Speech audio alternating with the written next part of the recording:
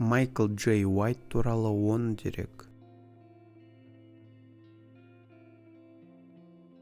Майкл Джей Уайт 1967 жылы 10 қарашада Бруклин, Нью-Йорк, ақш-та дүниеге келген американдық актер және жекпе-жек шебері.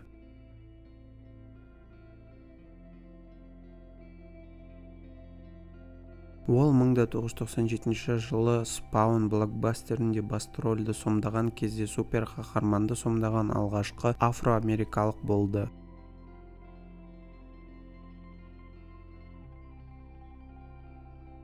Ол 1995 жылы HBO арнасының Тайсон телефильмінде боксшы Майк Тайсонды сомдаған. Ол сондай-ақ Blaxploitation пародиялық Қара динамит фильмінде, сондай-ақ осы аттас анимациялық серияда басты рөлді сомдады.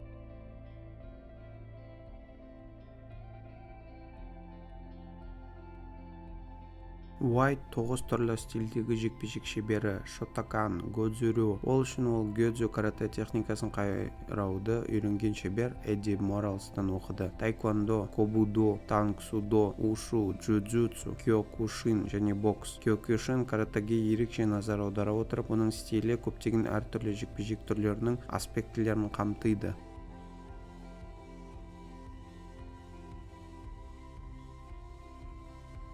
Уайт жекпе-жек өнеріне 4 жасында джуджутсудан жаттыға бастады. Ол кейін шотоканмен айналысып, кейінірек басқа стильдерге көшті.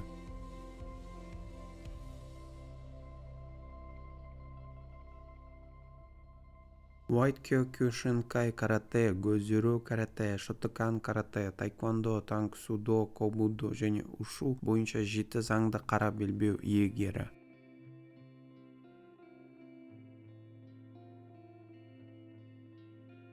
Уайт бұрынғы арнайы білім беру мұғалімі және 3 жыл бойы мінез-құлық проблемалары бар студенттерге сабақ берді.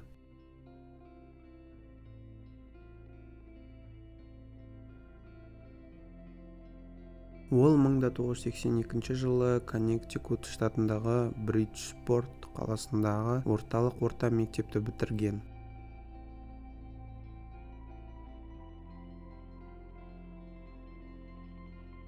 2005 жылдан 2011 жылға дейін Уайт Куртенни Чатманға үйленеді және олардың Морган есімді қызы бар. Сонымен қатар Уайттың 2 ұлы бар. 2014 жылдың ақпан айында Уайт актриса Джиллиан Ильяна Уотерспен үйленетінін жариялады. 2015 жылдың сәуірінде Уайт Facebook арқылы бұрынғы қызыммен кешірім сұраймын деп ашық хат жазды. Онда ол Уотерске өзімнің ең жақсы нұсқасы болуға көмектескені үшін алғысын білдірді. 2015 жылдың шілдесінде Уайт Таиландта Уотске үйленеді. Олар жекпе-жек триллеріндегі Take Back фильмінде бірге пайда болды. Джиллиан Уайт әйел басты рөлі сомдады.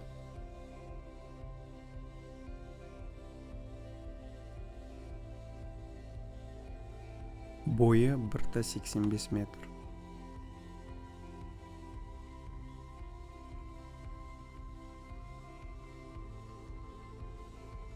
Назарларыңызға рахмет.